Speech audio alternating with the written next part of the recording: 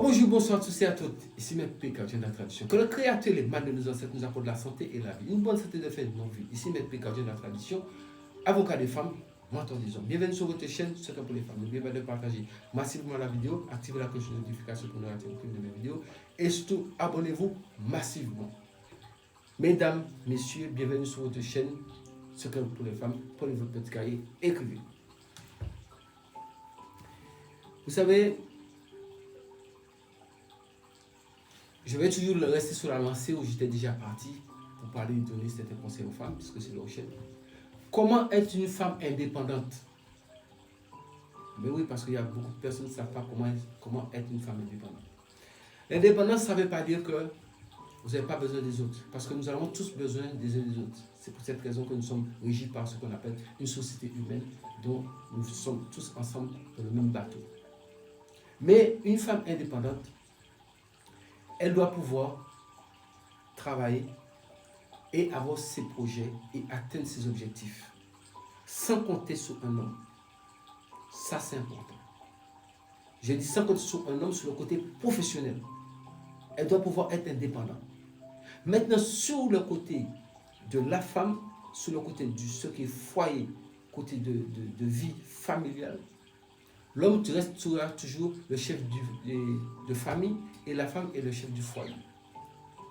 Ça ne veut pas dire que mettre la femme inférieure, non. C'est parce que c'est la femme qui a l'instinct maternel. C'est elle qui peut gérer les enfants. Un homme ne peut pas gérer des enfants, ce n'est pas possible. Un homme ne peut pas gérer les enfants. L'homme fera ce qu'il peut. Mais c'est la femme qui a toutes ses facultés et c'est la femme qui peut connaître l'enfant. Et on a dit, maman c'est sûr, papa peut-être. C'est la femme seulement qui sait qui l'a enceinté. C'est elle seule qui sait. Parce que vous êtes venu au monde, on dit voilà votre père. Est-ce que vous pouvez contester ça? Mais vous ne pouvez pas contester. C'est la femme seulement qui sait qui est le père de son enfant. On vous a dit vous êtes papa, oui, c'est tout. Donc, retournons sur l'indépendance. La femme doit être indépendante. Mais comment être indépendante?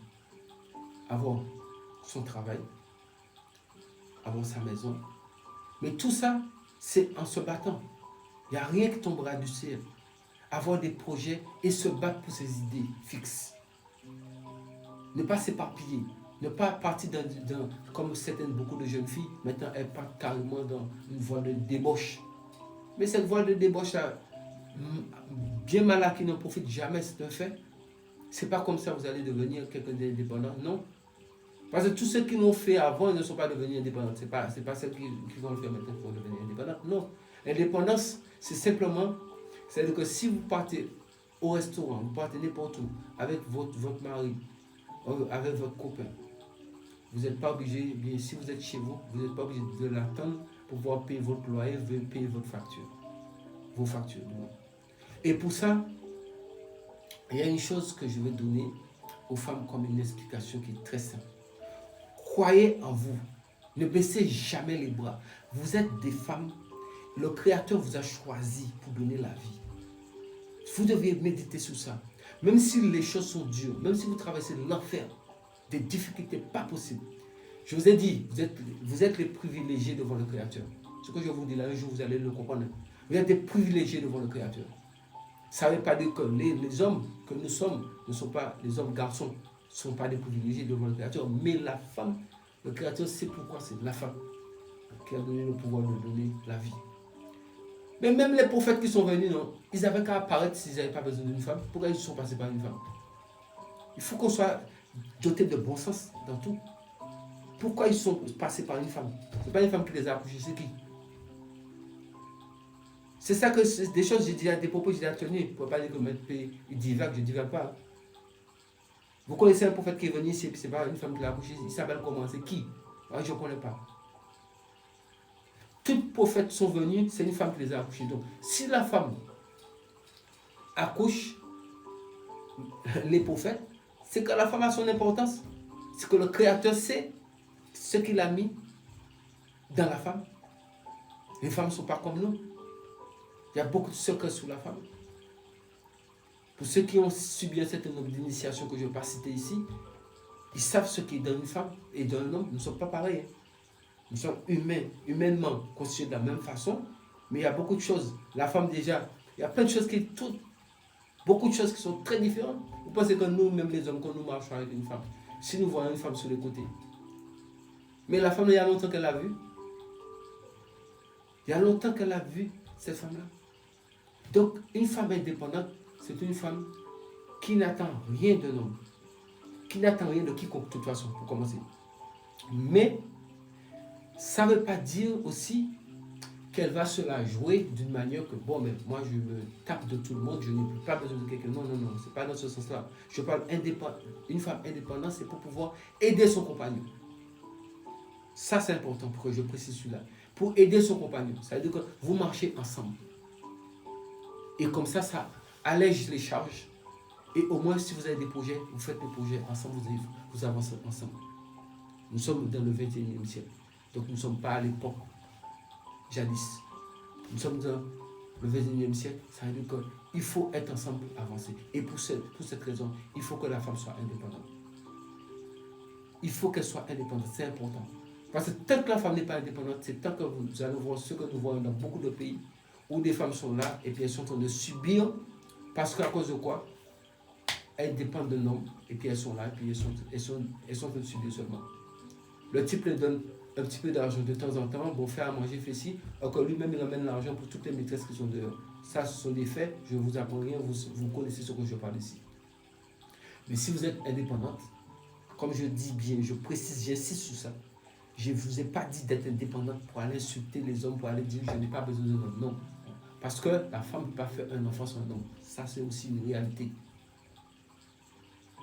C'est une réalité. Et même si l'enfant vient au monde, l'enfant a besoin d'un certain d'équilibre. L'enfant a besoin de ses parents, mère et père. Mais on parle de l'indépendance de la femme au niveau de son côté, son autonomie. C'est-à-dire que bon, elle peut avoir ses moyens pour dire que bon, ok, elle peut pour être complémentaire en fait, la complémentarité pour être ensemble et évoluer ensemble. Parce que vous ne savez pas à quel moment que le bateau peut chaviller d'un côté et puis on fait comment?